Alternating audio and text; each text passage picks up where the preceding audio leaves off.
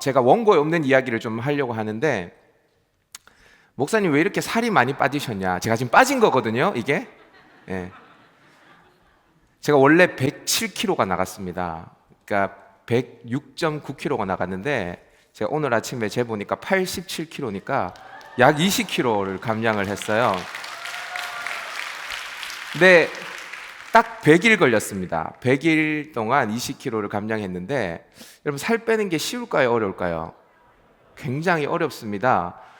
제가 몇 번 시도했다가 실패를 했는데, 이번에는 제가 좀 아팠어요, 몸이. 그래서 빼지 않으면 안 되겠다라는 간절함이 있었습니다. 그래도 여러분, 먹고 싶은 것을 먹지 않고, 또 제가 사실 금요 성경 집회를 마치고 스줍을 가면 늦게 집에 가잖아요.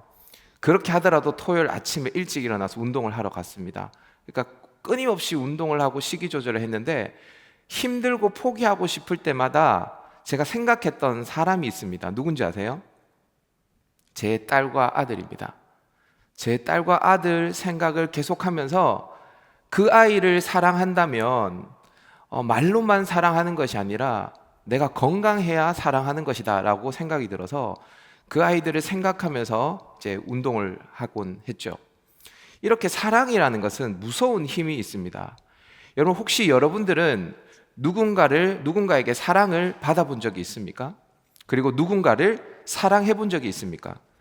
여러분, 누군가에게 엄청난 사랑을 받아봤다는 것, 또 누군가를 엄청나게 뜨겁게 사랑해 봤다는 것은 굉장한 힘입니다. 사실 누군가에게 사랑을 받지 못했다라는 것은 돈이 없는 것보다 사실 더 불행한 일이죠. 그런데요, 누군가에게 사랑을 받지 못한 것보다 더 불행한 것이 있는데, 그것이 뭐냐 하면 누군가를 단 한 번도 사랑해보지 못한 사람입니다. 굉장히 불쌍한 사람입니다. 목사님, 사랑이 무슨 밥을 먹여줍니까? 라고, 사랑이 뭐가 그렇게 중요합니까? 라고 이야기하는 분들이 계실지 모르겠는데, 사랑이 밥을 먹여줍니다. 제가 살아보니까 그렇더라고요. 여러분, 인생에 살다가 우여곡절을 만나고 어려울 때 사랑받아본 사람, 사랑해본 사람은 그 모든 장애물들을 넘어갈 수 있는 힘이 있습니다. 그렇지만 사랑해보지 못한 사람, 사랑받아보지 못한 사람은 거기에서 좌절하고 말죠. 사랑은 인생을 살아가게 만드는 힘입니다. 사랑받으면 행복해요. 근데 여러분, 게리 체프먼이라는 사람이 있는데, 이 사람이 쓴 책이 있어요. 5가지 사랑의 언어라는 책이 있습니다. 기회가 되시면 한번 읽어보시면 좋을 것 같아요. 이 책을 보면 사람들은 저마다 사랑을 느끼는 방식이 조금씩 다르다라고 이야기를 합니다. 그러니까 어떤 사람들은요, 인정해주는 말을 들을 때에 사랑을 느낀다라고 이야기를 해요. 그러니까 예를 들어서 이런 겁니다. 어떤 자매가 헤어숍에 다녀왔습니다. 돈 엄청 써서 그 펌어도 하고요, 그리고 코팅도 하고 염색도 했습니다. 한 20만 원치 썼습니다. 그 교회에 나타났습니까? 나타났습니다. 그럼 어떻게 해야 됩니까? 일단 알아줘야 됩니다. 와, 이렇게 머리가 바뀌었구나. 오늘도 우리 민경이가 머리를 이렇게 펴고 왔더라고요. 알아줘야 됩니다. 와, 머리 바뀌었구나. 이렇게 알아줘야 됩니다. 그렇게 알아주고 난 다음에, 와, 정말 예쁘다. 날개는 어디 두고 왔어요? 이러면서 이렇게 칭찬해주면 그 사람은 사랑을 느끼는 것이죠. 또 이런 사람들이 있습니다. 어떤 사람들은 함께하는 시간을 가져줄 때 사랑을 느낀다라고 합니다. 여러분, 연애할 때 이런 사람들 있죠. 같이 안 있어줘서 늘 찡찡대는 사람, 그런 사람들 있죠. 저 같은 사람들은 사실 함께하는 시간은 별로 소중하지 않기 때문에, 저희 아내도 그래요. 그래서 아마 저희 아내는 제가 집에 늦게 들어오는 거 좋아합니다. 왜냐하면 함께하는 시간이 크게 의미가 없기 때문에. 저도 마찬가지입니다. 그래서 저희 둘은 서로 각자의 시간을 가질 때 행복하거든요. 그런데 그렇지 않는 사람도 세상에는 참 많이 있습니다. 함께 해야, 그 시간을 함께 해야 사랑을 느끼는 사람들도 있다는 거죠. 또 어떤 사람들은요, 선물을 통해서 사랑을 느낀답니다. 선물을 줘야 돼요. 이런 사람한테는 돈이 많이 듭니다. 그죠? 100일, 200일, 1주년 뭐 이런 거 절대로 그냥 넘어가면 안 됩니다. 며칠 전에 우리가 빼빼로 데이였는데, 이런 날도 그냥 넘어가면 안 되죠. 빼빼로 반드시 이렇게 선물해 줘야 됩니다. 그냥 선물해 줘도 안 됩니다. 만들어서 줘야 됩니다. 이런 사람들은. 왜냐하면 정성을 소중하게 여기기 때문에 선물을 줄 때 또 만들어서 줘야 돼요. 또 어떤 사람들은요, 봉사를 통해 사랑을 느낀다라고 이야기합니다. 그러니까 인정해주는 말도 필요 없고 함께 해줄 필요도 없고 선물도 필요 없는데 집에 오면 남편이 설거지를 해줘야 되는 거예요. 청소를 해줘야 됩니다. 이런 사람들 조금 피곤하기는 하지만 맞춰줘야 됩니다. 그죠? 남편들 맞춰줘야 돼요. 어떤 사람은 스킨십을 통해서 사랑을 느낀다라고 이야기합니다. 여러분 이런 사람도 있죠. 늘 비벼대는 사람. 좀 조심해야 되지만 저도 사실 집에 가면 저희 아들과 딸 계속 비벼댑니다. 그래서 하루에도 뽀뽀를 한 10번, 20번 넘게 하는 것 같아요. 왜 그러냐면 그때 저는 사랑을 막 느끼거든요. 스킨십을 통해서. 물론 이 모든 것을 다 필요로 하는 사람들도 가끔씩 있습니다. 욕심쟁이들. 그죠? 그러니까 인정해주는 말도 필요하고 함께 있어줘야 하고 선물도 꼬박꼬박 사줘야 되고 그리고 스킨십도 해줘야 되고 모든 걸 다 필요로 하는 사람들도 있습니다. 아무튼 사람들은 저마다 사랑을 느끼는 방식이 다 다르고요. 또 사랑을 표현하는 방식도 사실 다 다릅니다. 이렇게 사랑을 느끼는 방식만 다른 것이 아니라 사랑의 수준도 사실 굉장히 많이 있는데요. 마스미 토요토미라는 사람이 쓴 책이 있는데 참사랑은 그 어디에 아주 작은 소책자입니다. 여러분 한번 기회 되시면 작은 책이니까 한 20분 정도 안에 다 읽을 수 있을 책이에요. 이 책을 보면 사랑의 수준을 세 가지로 구분하게 되어집니다. 첫 번째 사랑인데요. 첫 번째 사랑은 if의 사랑입니다. if의 사랑. 네가 만약 이러이러하다면 내가 너를 사랑하겠다라는 겁니다. 네가 만약 좋은 직장에 들어간다면 네가 만약에 돈을 많이 번다면 내가 너를 사랑하겠다라는 겁니다. 이 사랑은 분명히 조건적인 사랑이죠. 그래서 이 조건을 갖추기 위해서 사람들은 수많은 노력들을 하게 되어집니다. 사실 피곤합니다. 왜냐하면 이 조건을 가지지 못하면 사랑받지 못하거든요. 또 두 번째 사랑의 수준이 있는데 그것은 because의 사랑입니다. 무엇 때문에 사랑하는 것입니다. 제가 얼마 전에 우리 갈릴리 지체들 자매 3명을 만났습니다. 제가 허락받지 않고 이 예화를 하는데 실명은 밝히지 않도록 하겠습니다. 제가 이상형이 뭐냐고 물어봤어요. 이 3명에게 이상형이. 그런데 저희 이상형은 뭐고요 다 이야기를 하더라고요. 그런데 이 3명이 공통적으로 있었던 이상형이 있었습니다. 그게 뭐냐면 최소 키가 177 이상은 되어야 된다는 것입니다. 177 이상. 이런 자매들에게 우리 조인식 목사님 같은 사람은 남자로 안 보이는 겁니다. 아무리 잘생겨도 키가 177 이상이 되지 않으면 남자로 보이지 않습니다. 그러니까 177 이상이기 때문에 사랑하는 것은 because의 사랑인 거죠. because의 사랑. 이 조건을 갖추지 못하면 사랑받지 못하는 것입니다. 키가 크기 때문에, 얼굴이 잘생겼기 때문에, 운동을 잘하기 때문에, 다정다감하기 때문에, 유머가 있기 때문에 사랑하는 사랑. 이 사랑도 사실 조건적인 사랑이라 할 수 있죠. 그런데 이 if의 사랑과 because의 사랑과 달리 조건이 없는 무조건적인 사랑이 세 번째 사랑입니다. 그것이 뭐냐면 in spite of의 사랑입니다. 무엇에도 불구하고의 사랑입니다. 이 사랑은 어떤 자격과 조건을 갖추지 않더라도 받게 되어지는 사랑입니다. 착해지거나 외모를 가꾸거나 돈을 모아서 사랑을 얻으려고 애를 쓰지 않아도 됩니다. 나의 잘못과 무지와 치명적인 실수에도 불구하고 취소되지 않는 사랑. 내가 이러이러함에도 불구하고 사랑하는 것입니다. 제가 아까 딸과 아들이 있다라고 이야기했는데 제 딸은 김혜원이에요. 제 심장을 빼줘도 아깝지 않는 아이입니다. 그런데 이 아이가 이제 유치원에 갔다 왔습니다. 제가 저녁에 퇴근해서 집에 갔는데 이 아이가 아주 밝은 얼굴로 저에게 찾아오더니 아빠 제가 유치원에서요 이런 행동을 해서요 선생님께 칭찬을 받았어요 라고 이야기를 하면서 아빠도 제가 이래서 좋죠 라고 이야기를 하는 겁니다. 그러니까 이게 사실은 뭐냐면 아빠 한 번 더 칭찬해 주세요 이 얘기거든요. 나 유치원에서 칭찬 받았으니까 한 번 더 칭찬해 주세요 라는 이야기예요. 그래서 제가 칭찬해 줬어요. 칭찬해 주는데 칭찬해 주고 끝내면 안 될 것 같아서 어떻게 하면 이 아이의 자존감을 더 세워줄 수 있을까. 네가 인정을 받지 못하는 순간도 올 텐데, 세상을 살다 보면 그때도 좌절하지 않고 어떻게 세상을 살아갈 수 있는 힘을 얻을 수 있을까 고민하다가 제가 혜원이를 불렀습니다. 혜원아, 아빠는 혜원이가 선생님께 칭찬을 받아서 너무 기분이 좋지만 아빠는 네가 그렇게 칭찬을 받지 않아도 널 사랑해. 아빠는 네가 공부를 잘해도 좋아하겠지만 네가 공부를 못해도 아빠는 네가 제일 좋아. 너는 아빠의 말을 잘 듣지만 지금도 혹 네가 아빠의 말을 잘 듣지 않고 말썽을 부린다고 해도 아빠는 네가 좋아 라고 이야기를 했어요. 그러니까 우리 딸이 얼굴이 환해지더니 저를 꼭 안아주는 겁니다. 그리고 난 다음에 저한테 이렇게 이야기했어요. 아빠, 나도 아빠 사랑해. 그러면서 이렇게 이야기합니다. 요즘에 우리 딸이 제가 뽀뽀하는 거 싫어하거든요. 침 묻는다고. 근데 이렇게 얘기했어요. 아빠, 이제 뽀뽀해도 돼. 내가 침 묻는 게 좀 싫지만 그래도 뽀뽀해도 돼 라고 이야기를 하더라고요. 저도 그 사랑을 받으니까 너무 행복한 거예요. 너무 행복했어요.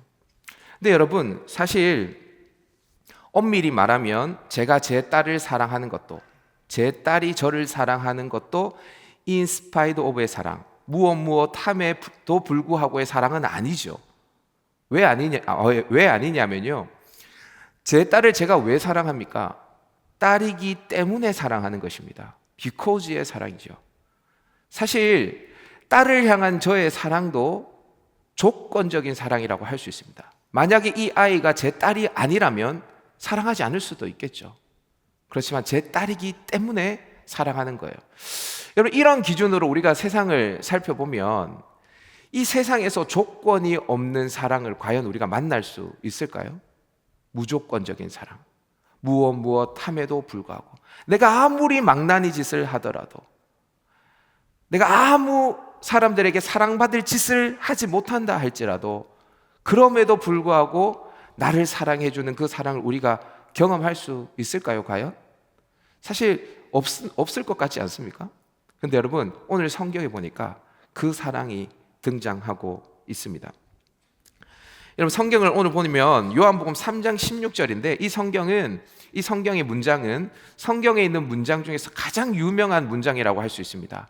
근데 그 문장을 우리 박상 목사님 제대로 읽지를 못하던데, 아무튼 우리가 다시 한번 읽어봤으면 좋겠습니다. 하나님이 세상을, 시작, 이처럼 사랑하사 독생자를 주셨으니 이는 그를 믿는 자마다 멸망하지 않고 영생을 얻게 하려 하심이라. 아멘. 하나님이 세상을 사랑한대요. 하나님이 세상을 사랑한대요. 근데 여러분, 여기에 나오는 사랑하사에 해당하는 헬라어가 뭐냐면 에가페센이라는 단어입니다. 에가페센. 근데 이 에가페센의 원형이 뭐냐면 여러분들이 아주 잘 아는 단어입니다. 그 단어가 뭐냐면 아가페입니다. 아가페. 아가페는요, 무조건적인 사랑을 가리키는 것입니다. 그러니까 어떠한 조건을 갖추지 않더라도 무조건적으로 사랑하는 사랑으로 하나님이 이 세상을 사랑했다라는 것입니다. 비코즈의 사랑이 아니죠. if의 사랑도 아닙니다. 바로 인스파이드 오브의 사랑, 무조건적인 사랑이에요. 근데 여러분, 성경에서 하나님이 이 세상을 사랑했는데 무조건적으로 무엇함에도 불구하고 사랑했다라고 이야기를 하는데, 정말 하나님이 그렇게 우리를 사랑했는지 안 사랑했는지를 어떻게 증명할 수 있냐라는 것입니다. 여러분, 수많은 사람들이 여인을 향해서, 사랑하는 여인을 향해서 내가 너를 사랑한다라고 고백했지만 얼마 지나지 않아 바람을 피기도 하고 약속을 어기기도 하고, 그죠? 그런 현상들이 많이 일어나잖아요. 하나님도 우리를 무조건적으로 사랑한다라고 말씀을 하셨는데 그 사랑이 어떻게 확정되어지냐라는 것입니다. 증명되어지냐라는 거예요. 성경은 분명히 하나님이 우리를 변치 않고 사랑한다라고 이야기를 하는데 그것이 어떻게 증명되어지는지 성경에 나와 있어요. 저를 한번 따라해 볼까요? 독생자를 주심으로. 누굴 주셨다고요? 독생자를 주셨어요. 성경은 하나님이 세상을 이처럼 사랑했다라고 말하고 끝내지 않습니다. 이어서 이렇게 이야기를 합니다. 하나님이 세상을 이처럼 사랑하사 독생자를 주셨으니. 독생자를 주셨대요. 여기에서 말하는 독생자는 여러분들이 잘 알고 있는 예수님을 가리키는 것입니다. 하나밖에 없는 아들 예수님을 가리키는 거예요. 예수님께서 이 땅에 오신 것, 우리를 위해서 십자가 지신 것이 하나님이 우리를 무조건적으로 사랑한다라는 증거라는 것입니다. 증거. 여러분, 요한이라는 사람이 이 요한복음을 썼는데요. 근데 이 요한이라는 사람이 다른 성경을 또 썼어요. 그게 뭐냐면 요한 1서, 2서, 3서인데 요한 1서에 이런 말씀이 있습니다. 우리 다 같이 한번 읽어볼까요? 시작. 우리에게 이렇게 나타난 바 되었으니 하나님이 자기의 독생자를 세상에 보내심은, 하나님의 사랑이 우리에게 이렇게 나타났대요. 이렇게 나타난 게 무엇입니까? 자기의 독생자를 세상에 보내시는 방법으로 하나님의 사랑이 우리에게 나타났다라는 것입니다. 여러분, 사랑해 보셨습니까? 누군가를 사랑해 보면요, 사랑하는 사람을 위해서 무언가를 막 주고 싶습니다. 그가 원하지 않더라도, 그가 요청하지 않더라도 무언가를 막 주고 싶은 것이 사랑이에요. 사랑을 하면 사서 고생을 하게 되어집니다. 굳이 집까지 바래다 달라고 하지 않았는데도 불구하고 집까지 바래다 주죠. 근데 그 고생이 아닙니다. 그 고생이 행복입니다. 그게 사랑이거든요. 하나님도 마찬가지예요. 여러분, 그 연세대학교에 그 철학과 명예교수님이신 김형석 교수님이라는 분을 혹시 여러분들 아세요? 유튜브에 있는데 한번 보시면 좋을 것 같습니다. 저는 이분의 강의를 종종 듣는데 연세가 몇 살이냐면 103세예요. 103세.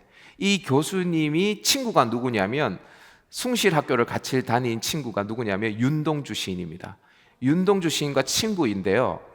지금도 생존해 계세요. 그래서 강의도 하러 다니시고 이렇게 하십니다. 근데 이 교수님께 누군가가 이런 질문을 했습니다. 교수님, 100년이라는 넘는 시간을 이 땅에 사셨는데 이 100년 넘는 시간 동안 가장 행복했던 기억이 무엇입니까? 언제 제일 행복했습니까? 한번 생각해 보세요, 여러분. 언제 제일 행복했을까요? 이분이 뭐라고 이야기했냐면 이렇게 이야기했습니다. 사랑하는 사람을 위해서 고생할 때가 제일 행복했습니다. 사랑하는 사람을 위해서 고생할 때. 여러분, 사랑하는 사람을 위해서 고생하고 그를 위해서 무언가를 주고 그를 위해서 헌신할 때, 그것은 고생이 아니라 행복입니다. 성경을 한번 보시면 하나님이 이 세상을 사랑해서 독생자를 주셨다라고 이야기를 하는데 여기에 있는 누군가 중에 한 사람이라도 하나님을 향해서 하나님 독생자를 주십시오라고 요청해 본 적이 있습니까? 우리 누구도 하나님을 향해서 하나님 당신이 가장 아끼시는 아들 예수를 이 땅에 보내주십시오라고 요청한 사람이 아무도 없습니다. 그런데 하나님께서는 가장 아끼는 독생자를 이 땅에 보내주셨죠. 가장 소중한 존재, 하나님 자신보다 더 소중한 존재입니다. 저는 성경을 보면서 이런 생각들을 굉장히 많이 하거든요. 성경에 보면 예수님을 하나님이라고도 이야기하고 하나님의 아들이라고도 이야기를 해요. 예수님은 하나님입니까? 하나님의 아들입니까? 하나님이면서 하나님의 아들이거든요. 왜 이렇게 애매하게 예수님에 대해서 이야기를 했을까? 저는 아무리 고민해봐도 답은 하나밖에 안 나와요. 그게 뭐냐면 여러분들이 자녀를 낳아서 키워보면 내 생명보다 자녀의 생명이 더 소중하다는 것을 알게 되는 그때가 와요. 정말 이 아이를 위해서는 죽을 수 있을 것 같거든요. 그러니까 내가 죽는 것보다 더 힘든 것이 뭐냐면 자녀가 죽는 거예요. 근데 하나님께서 세상을 사랑하는데 하나님 자신의 생명을 세상을 위해서 준다라고 이야기를 하려고 하니까 성에 차지가 않는 겁니다. 하나님의 성에. 그래서 하나님께서 너희들이 이 세상을 살면서 가장 사랑하는 게 뭐냐면 너희 자식 아니냐. 하나밖에 없는 자식을 내가 너희한테 줬어. 그만큼 내가 너희를 사랑해라고 하나님이 우리에게 사랑 고백을 하시는 겁니다. 여러분들 중에는 이런 사람들이 있을 겁니다. 에이, 그래도 목사님, 예수님 필요 없습니다. 언제 우리가 예수님 필요하다고 했습니까? 저는 돈이 필요합니다. 저는 땅이 필요합니다. 저는 건물이 필요합니다. 저는 좋은 직장이 필요합니다. 저는 여친이 필요합니다. 저는 177 이상의 남친이 필요합니다. 그렇게 여러분들이 하나님께 요청할 수도 있어요. 내가 필요한 것을 하나님은 주시지 않고 왜 내가 필요하다라고 하지도 않았는데 예수님을 주시는가? 예수님 안 주셔도 되니까 나 좋은 직장 주세요. 예수님 필요 없으니까 저 결혼시켜 주세요. 그럴 수 있죠. 근데 여러분, 하나님께서 예수님을 주실 수밖에 없는 이유가 있습니다. 저를 한번 따라해 보십시다. 영생을 얻게 하시려고. 영생을 얻게 하시려고 하나님이 예수님을 우리에게 보내주셨습니다. 우리 요한복음 3장 16절 다시 한번 읽어보도록 하십시다. 시작. 독생자를 주셨으니 이는 그를 믿는 자마다 멸망하지 않고 영생을 얻게 하려 하심이라. 자막 유지해 주시고요. 저기에 영생이라는 단어가 나옵니다. 그런데 영생이라는 단어와 대조되는 단어가 나와요. 그 단어가 뭡니까? 멸망입니다. 그러니까 우리가 영생을 얻지 못하면 영생을 얻지 못하는 것으로 끝나는 것이 아니라 영생 얻지 못하면 멸망하게 된다는 것입니다. 멸망. 자, 그러면 멸망은 무엇입니까? 멸망을 이해하려면 영생을 이해해야 되겠죠. 왜냐하면 영생하지 않는 것이 멸망이니까. 멸망의 구체적인 뜻을 이해하려면 영생의 구체적인 뜻을 이해해야 됩니다. 여러분, 영생이 무엇입니까? 영생. 지금 네이버에 한번 검색해 보십시오. 영생 뭐죠? 네이버에 검색해 보면 영원히 사는 것을 영생이라고 이야기합니다. 근데 여러분, 성경에서 말하는 영생이 정말 영원히 사는 것을 의미할까요? 그러면 여러분들에게 한번 이렇게 질문해 보죠. 예수님을 믿지 않고 천국 가지 못해서 지옥 가면 지옥에서는 영생하지 않습니까? 지옥에서는 한 10년 징역형 있다가 이제 풀려나서 사형당합니까? 아니죠. 지옥도 영생합니다. 그래서 지옥이에요, 사실. 영생은 단지 영원히 사는 것을 말하는 것이 아닙니다. 성경에서 말하는 영생은 하나님과 함께 영원히 있는 것을 영생이라고 하는 것입니다. 여러분, 우리가 결혼을 해요. 여기에는 대부분이 결혼하지 않았지만 또 간혹 결혼한 사람들이 있습니다. 우리 지난주에 원경이도 결혼했고요. 이번 주에 이제 현준이와 주혜도 결혼하게 되어집니다. 현준이 어디 있나요? 현준이 손 한번 들어보세요. 현준이. 주혜는 어디 있어요? 현준아, 너는 왜 결혼하려고 하니?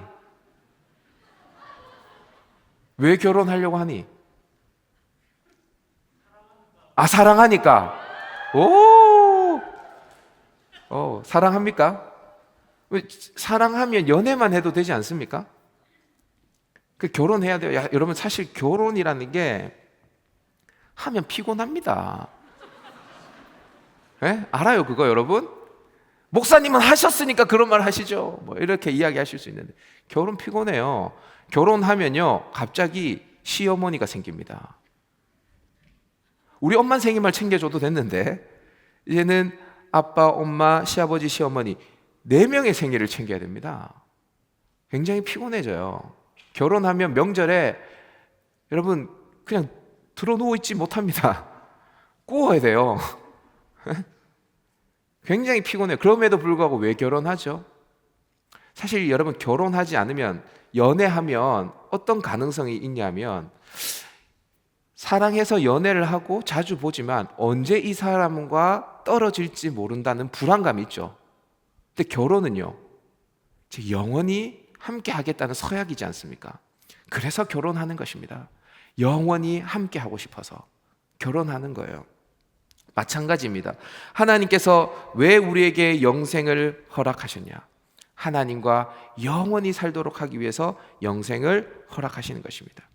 천국은 영원하고 지옥도 영원하지만 천국에는 하나님이 계시고 지옥에는 하나님이 계시지 않는 거예요.